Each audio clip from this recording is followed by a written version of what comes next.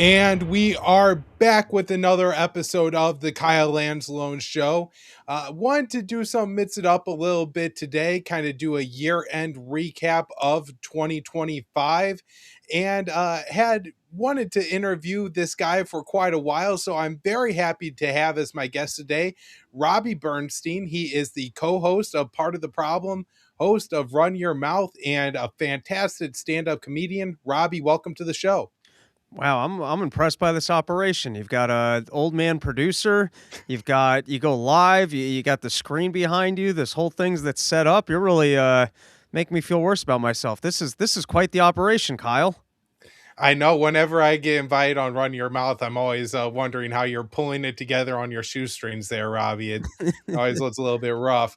Now, I got a few things I want to talk to you about today, Robbie. But first, I'm just wondering as we get rolling here, what is your assessment of the first, 10, 11 months of the Trump administration? How did he do in his return to the office in 2025? Thank you for finally platforming me so I could express my views about Donald Trump. And shockingly, worse than you possibly could have thought. I did not vote for Donald Trump, but I was rooting for Donald Trump because the Democrats were so bad they had to lose, and they put up such a buffoon in Kamala Harris. And the whole ESG score rackets, the censorship of the internet, all this Democrat nonsense, it needed to go away. And so I was a little bit excited for Donald Trump. I was excited for Doge. I was excited for maybe ramping down on the wars. That didn't happen. Maybe ramping down on spending. That didn't happen. He did manage to close the border. So that was, but other than that, I mean, shockingly bad. All right, so we'll get into some more of the details as we go along here. But first up today, I wanted to talk to you about what Merriam-Webster named as the word of the year. And I Wow, actually you got thought graphics too. Wow. Okay, this is a whole thing going on. oh yeah, I got my producer working hard back there. Chris is doing a good job. Talking about slop here, Robbie. This is the word of the year according to the Merriam-Webster dictionary, and I thought this was actually strangely on point for the dictionary company to figure this out. So, what do you think of making 2025 the year of slop? You know, I it's so funny, I guess, that's the word of the year because it's not like a new word. Like usually when I hear the word of the year, it's like Riz or it's something that the kids came up with that I wasn't familiar with, but apparently has become like some groundbreaking word. It does feel like a sloppy year. And slop's a good word. So is that what it's from? Everyone just feels like it's specifically government slop is the word of the year, or slop's the word of the year? Slop is the word of the year, but it does seem like we're getting fed a lot of government slop. And Robbie, I'm wondering your take on this. I feel like stand-up comedians do a really good job of having their finger on the culture. Do people seem to believe like what they're being told from the government now? Oh, all right. I'm curious what you think on this because sometimes it feels like I'm a little bit in my feedback loop of people that I interact with. But it seems to me, who stole is watching CNN? I'm just saying, like years ago, if people were being fed something on CNN, I would have to argue with them in a conversation about it. I feel like after Russiagate, after being lied to about COVID, even do you remember how much they sold the Ukraine war at the beginning of this thing? That Putin was going to go take over all of Europe? Who is still just watching a mainstream news channel and then going home to their family and trying to have an argument because of what they saw as crafted as an official narrative? So I got to say, I think people have been somewhat humbled by I can't just open up the New York Times or I can't just run with talking points that I saw on mainstream media. And I will say that I find when I'm talking to relatives now, where they used to dismiss me a lot quicker as just conspiracy theorist or I haven't heard this from anyone else. I'm not listening to you. They're a little bit more intrigued and open to hear what I have to say because they've seen how many things I've gotten right and just how wrong all the other information they seem to accumulate is. Yeah, I mean, that is a really interesting question as to who is watching CNN. I mean, I know it's on at the gym, I know it's on at the airport, but there's got to be a few people saying in their homes, I guess, believing that Donald Trump is still an asset of Vladimir Putin, and they probably wear their masks when they go to the grocery store. That are still watching CNN because it is hard to imagine that they are racking up even hundreds of thousands of viewers at this point. But I'm sure you guys are often outperforming them at part of the problem, which at least is a little bit heartening. So, yeah, I mean, do you think that it does seem that there is a real opening of the alternative media, independent media at this point? People who have their own channel, like, Tucker Carlson and Megyn Kelly at this point are probably bigger than most other people at Fox. I'm sure they have far more of an impact on the conversation than Jesse Waters. So, as somebody who's really influential in the independent media, do you feel like that's continued to gain ground in 2025, that you and Dave and all these other people get more of a say as people reject not only the slot from the government but from the mainstream media and from the entertainment industry too? 100%. And there's a bunch of variables there, but the biggest is the mainstream media hasn't learned their lesson about that they just have to be honest and actually use the resources that they have to do actual news coverage. And I think the reason why they're not honest is that the money is not in being honest. And the CNN is, to me, basically the CIA's media division. That's why Brennan, that is that the guy's name? The old CIA director still works there. But anyways, uh, there's actually three really big variables.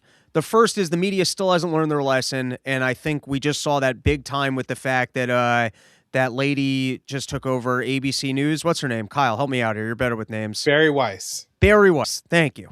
Do we think that Barry Weiss is so good at crafting content that she's worth an $130 million payday, or that she's going to turn around? But by the way, that even though I think she might have been right for it, that 60 Minutes piece that she basically editorialized and kept them from airing, like that actually looked like interesting content.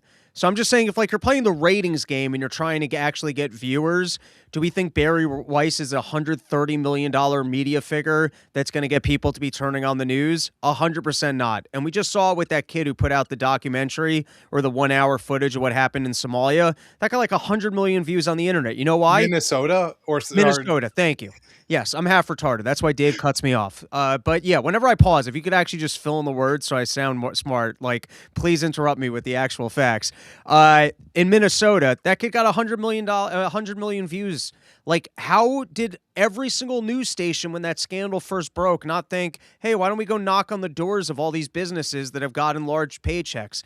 So the media environment's continuing to lie. You got all these podcasters who are continuously getting things right and cultivating more of the audience. And now here's the big one, is that like people like going or listening to what they think is prestigious. And so for a long time, you still had your people who are just reading the New York Times, or they're just watching CNN because there's an air of authority to those institutions. And they go, all right, I want to be in the know. I want to be the smarty pants. So I'm going to do the thing that I'm supposed to do, which is read the New York Times. But when you get into this media environment where, the water cooler talk is more, hey, what happened on the Joe Rogan Experience? What did Tucker Carlson say? Or who's the Scott Horton guy who keeps bashing all these old school neocons and getting things right? And then the wheel actually turns where being informed or knowing what you need to know for the water cooler talk is coming more from these alternative news sources. And as the mainstream media just kind of loses budget, I think they're in a death loop, man. Honestly, unless these Larry Ellison deals of buying up everything on behalf of Israel results in full-scale internet censorship, I think that the media is done for until they actually go on a buying spree and try and buy these podcasters and basically give them full editorial content to like relicense their stuff just to be on Fox or whatever. That's interesting that it could go down that road. One of the really crazy themes that I noticed this year is I see a lot more, of like the Hill and the Washington Post really trying to access the new media to try to use like Instagram. They're basically making, YouTube shorts of news stories, and it still doesn't get any views. It doesn't help their numbers at all. And so it really, I think, goes to show that people have just lost faith in those institutions, and they have people that they like and they trust. And with the way the media works, they've been able to really just access the content that they believe.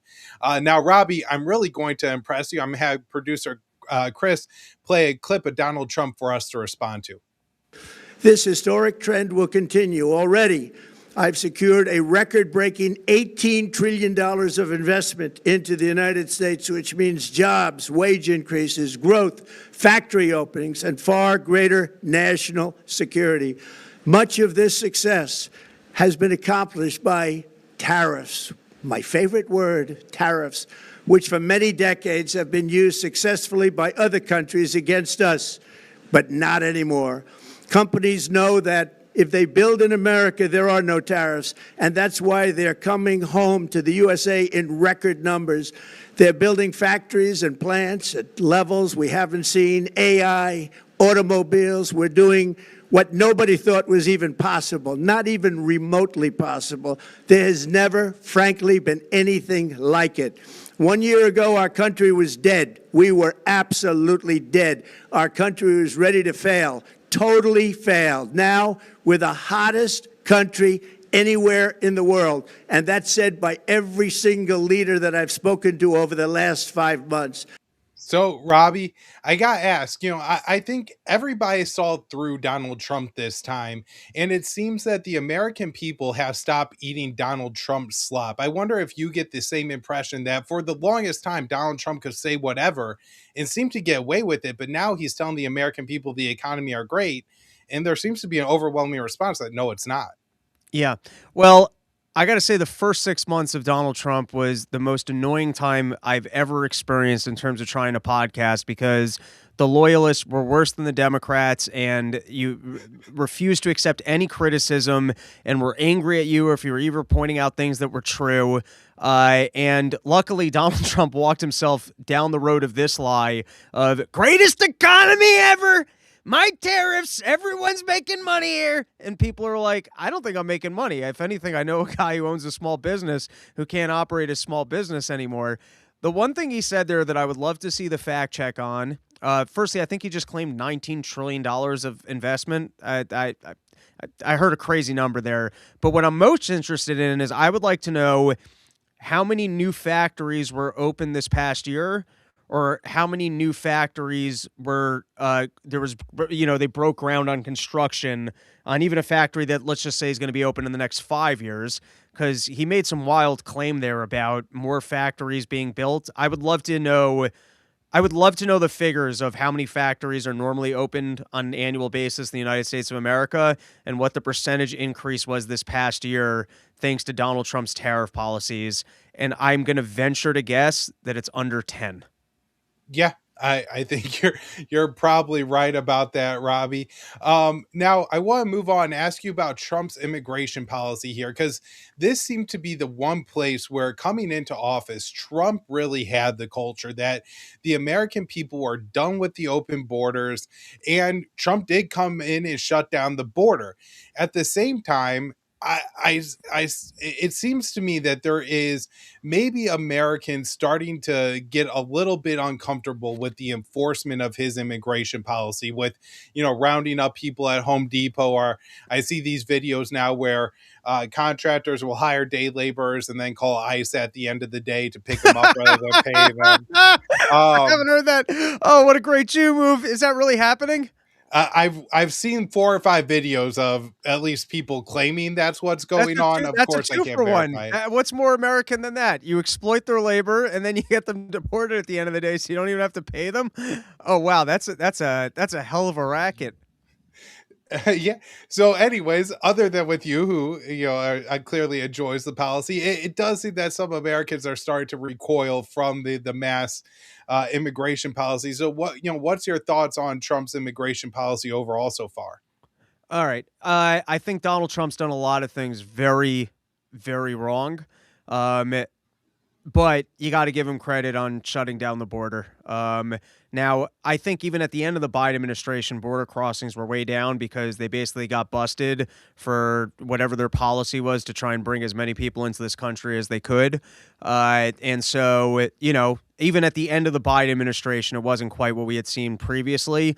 But from everything seen and read, border crossings are not, at crazy levels anymore. So it seems like Donald Trump solved the border problem. In terms of his enforcement and how he's going about deportations, firstly, I don't think he's deporting at a very high level, and things are just sloppy. What he did with the El Salvador, that guy who's now back, by the way, the dude from Maryland, he's now on release because they just deported the guy to that crazy prison in El Salvador. So, listen, Donald Trump's done some crazy, sloppy things. Deporting people to a prison where they're not from without actually proving that they're criminals, and then just making claims that they're MS-13. And then on this one guy, I guess they haven't proved that he's MS-13. So, sometimes they just, make overhanded, sloppy moves, which also includes, until you've deported all the criminals or people who are just recently in the country, if you're actually deporting people that somebody cares about, if you've already gotten into that, you've messed up. That's not a good policy implementation. There are people that came into this country over the last year, or people that are criminals. There are people that don't have jobs. I promise you that you tell me the number. How many illegal immigrants do you think came over during the Biden administration? Oh, certainly in the tens of millions. I don't know what first number to put on there, but maybe 14 or something. Let's go with that. There was 20 million before Biden, and now we're at 30 million total, and 10 million people came in. And so, you want to get all the criminals out, everyone that's committed a crime. That's the low-hanging fruit. And then after that, I guess you kind of want the more recent people that came in, because there's going to be less objections to those people getting kicked out. Now, personally, I think that there's going to be some... we have to correct for what Biden did. I'm not against immigration. I'm really not. But, Biden let too many people into the country, and you can't signal the next time you have a Democratic president come in that just wants to open up the border, hey, here's your free ride. And so you do need to have a bit of an overcorrection of, if I sneak in under this administration, am I just going to get deported from the next administration? We need a permanent correction. You understand what I'm saying? It's like there's currently an incentive structure of, if you've got someone like Biden who for some reason wants to destroy our country and just let as many people in as possible, then you signal to the market, this is your free ride. You got to get it done now over these 4 years. But if you do have a strong overcorrection over the Trump administration, and you try and target all the people that came in over the last couple of years under the Biden administration, you throw them all out, then people have to make a different calculation of, even if I make this whole journey, and even if I get in, even if I get myself a job, I might be deported anyways. Now, I think the easier way to deport people is to make it harder for illegal immigrants to be living within this country, so that they're essentially incentivized to self-deport. What I would personally do is basically offer a lottery type system if you self-register yourself, or some sort of an amnesty. Really, my plan would be amnesty for second-class citizenship, where you're not allowed any social goods and your children are not considered citizens. And then at that point, you could probably stay in the country, but anyone who doesn't self-register gets deported. I think that could be a good solve. It's certainly a mess of the government's creation by refusing to have any coherent immigration policy for decades and decades and decades. And now we're left with a massive mess. Robbie. Well, it's also just hilarious. I talk about this all the time. Government's pitch is that they're going to govern. And then they turn around and they say, listen, we're going to take care of this. Oh, well, that we can't really even take care of. Well, then don't exist. Either exist and do the job, or get out of the way and the market can figure it out. And so for years, you're right, there are corporations that probably do need some degree of immigrant labor. And as much as people want their American jobs, I don't think all of those jobs are actually getting in the way of you having a successful career. And there's probably a level of immigration that's necessary for the country. But when the government just goes, well, we don't want to deal with this, and we're just going to let people sneak in and be hired illegally, you're not governing. So you know what I mean? It's like you got to pick one of the two. You either got to decide that you're going to do the job and do the job, or get out of the way and let the free market figure it out, which I prefer. Yeah, absolutely. Robbie, want to ask you about the free market and how it's just, I guess, our economy, because we really don't have free market under Trump. I got this clip of the president. Gasoline is now under $2.50 a gallon in much of the country. In some states, it, by the way, just hit $1.99 a gallon. And within the next 12 months, we will have opened 1,600 new electrical generating plants, a record, and it's a record that won't be beaten by practically, I would say, by anybody, or certainly not very soon. Prices on electricity and everything else will fall dramatically. The Democrat inflation disaster, again, the worst in the history of our country, also robbed millions of Americans of home ownership and indeed the American dream. The yearly cost of a typical new mortgage increased by $15,000 under Democrat rule. In 11 months, we've already gotten that annual cost down by $3,000, and it's coming down a lot lower. Wait till you see. The numbers are going to be shocking. Robbie, we got the hottest country in the world. The economy is doing great. Do you agree with Trump's assessment? Well, it's funny some of the things that Trump gets wrong. I guess he's probably accurate on gas prices. I haven't noticed that it's like drastically cheaper by me, but I'm going to assume he's not wrong on that. Typically speaking, lower energy prices should be a very good boom for the economy, because that should mean all other, like the price of everything can come down because the energy is cheaper. And as a core good on literally every item that you consume, there is an energy price there. You see what I'm saying? Like Right. Everybody across the board, the restaurant you eat at, they got to pay an electric bill. Transportation on every good you consume, that's a gas bill. So if energy prices are coming down, you should have more economic growth. So to me, that would be a signal of more of a problem in the economy, of that he managed to do the thing that should be driving growth of bringing energy prices down, and still you don't see record employment. I don't feel like we're in a boom in any capacity. I think across the board, no one feels great about the economy. But hey, all the asset bubbles are doing pretty good.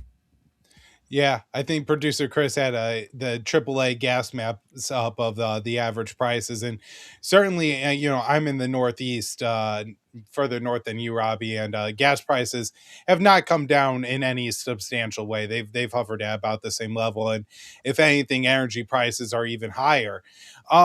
With this speech from Donald Trump, and I don't know if you're going to like this, it seemed to me that there might be something wrong with him. He was just reading off the teleprompter, yelling, and it reminded me a lot of Joe Biden.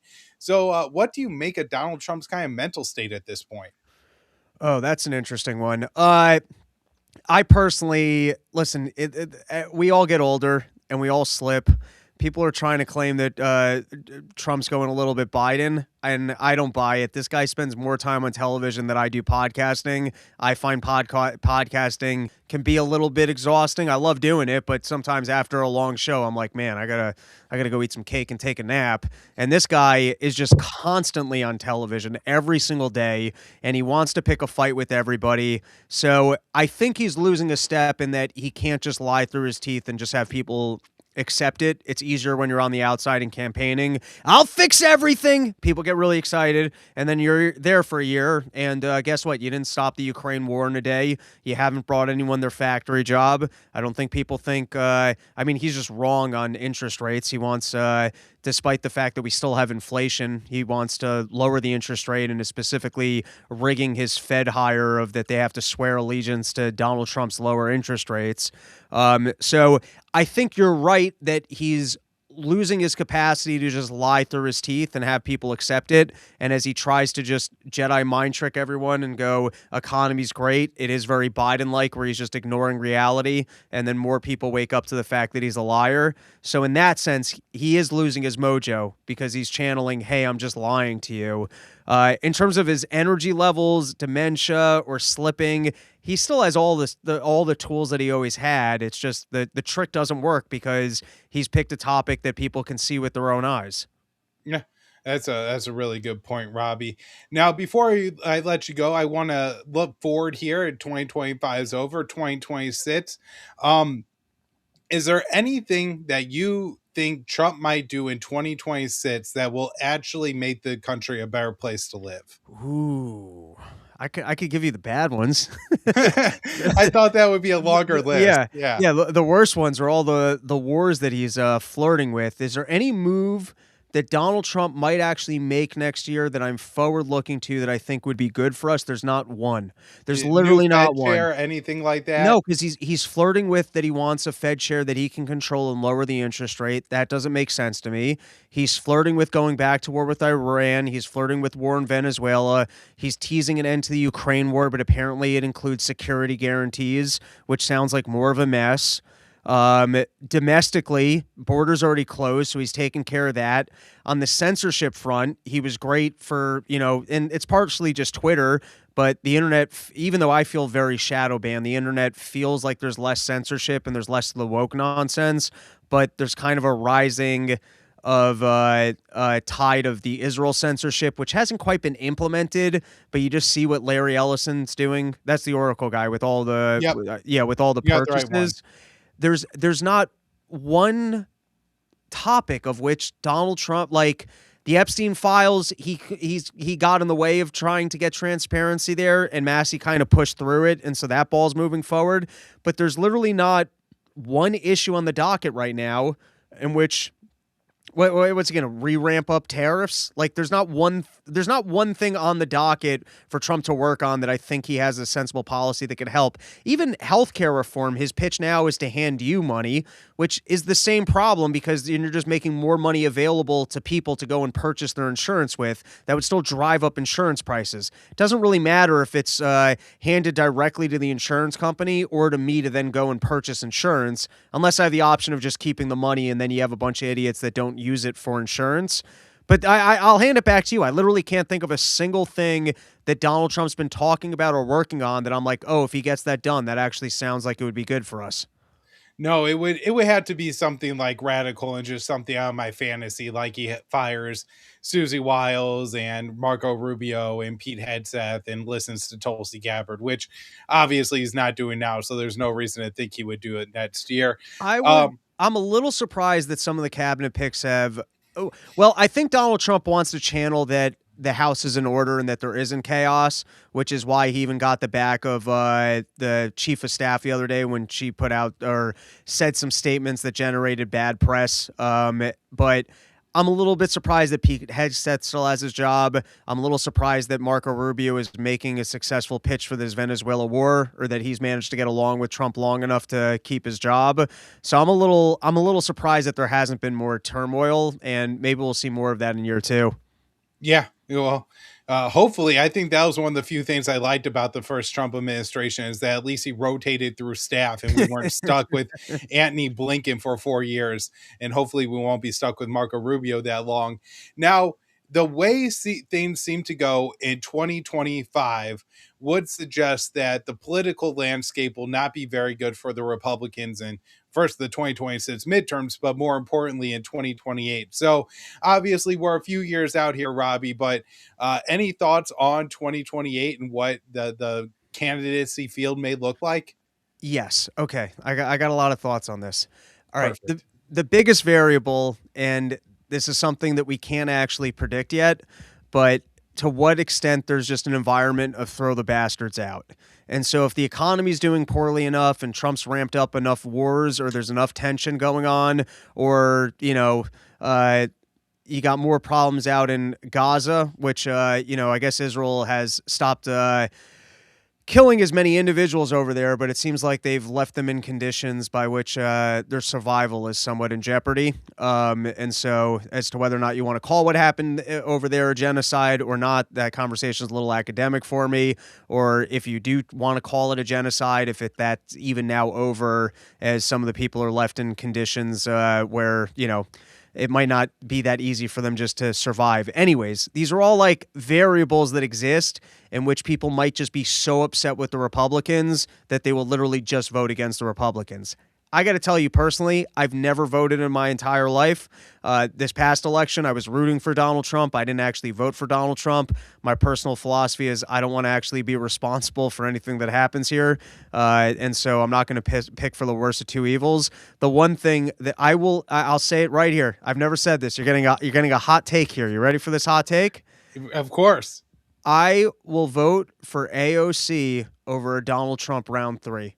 If Donald Trump pulls off some crazy maneuver where he says I'm running for a third time, that will be I am voting against that, and I don't care what kind of democratic socialist I have to deal with. So I think it's really going to come down to mostly the economy and where we're at, and if people just want to throw the bastards out.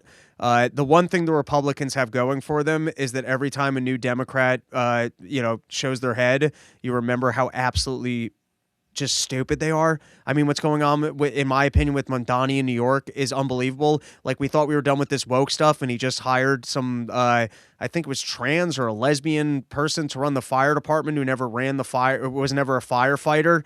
You know what I mean? Sometimes, like, you just see the Democratic policies, and you're like, oh, right, I forgot about how cartoonishly stupid these people are. And I think, like... Here, I also think that the Republicans have a deeper bench, and I think the name to watch out for is Josh Hawley. I think he's handsome and sharp, and he's kind of positioning himself as a democratic socialist populist, a little bit similar to Trump. And I think he might sit it out. If the Donald Trump administration is doing really well, I think J.D. Vance will put together a bit of a run. But if the administration is not doing well, I think you're going to see some people starting to come off the bench, and I think Josh Hawley is one of those names. Yeah. All right. Well, that was absolutely a fantastic breakdown, Robbie. Thank you so much for your time today. That's it. This thing's rapid fire, man. You got your producer. He's on top of things. He's pulling up clips. You got your topics in order. I feel like this is like the Cliff Notes version of a podcast. Well, thanks, Robbie. Everybody, check out his podcast, Run Your Mouth. He's the guy over at Part of the Problem with his sidekick, Dave Smith. And of course, check him out. His stand-up comedy is absolutely hilarious. And if you're a libertarian, Porch Tour is probably the most fun event you could go to. I really have enjoyed every single time I've been out to one of Robbie's shows, but particularly Porch Tour. Robbie, I think you said you're done for the season on Porch Tour, but if people want to check you out in 2026, where do they find all the information? Well, the big thing is I just put out 2 episodes of Porching. So if you're curious what Porch Tour is all about, you guys can go check that out. It's 2 episodes, includes some stand-up and some behind-the-scenes footage of the lifestyle of playing people's lawns. If you live out in New Jersey, I'm opening up for Sam Tripoli on New Year's. Sam Tripoli absolutely rules. It's a little bit of a hybrid also of comedy and, conspiracy and news covers and that kind of stuff. But, Sam's incredible. So if you're out that way, but other than that, I got a pretty light schedule. And if you want to see me, best place would probably be to go to comicdavesmith.com, because I will be opening up for him on the road all year until I start scheduling some porches. All right, Robbie, thank you so much. And I'll have you back on the show again sometime soon. Oh, anytime. This was a blast, man. This thing's rapid fire. I like it. Of course.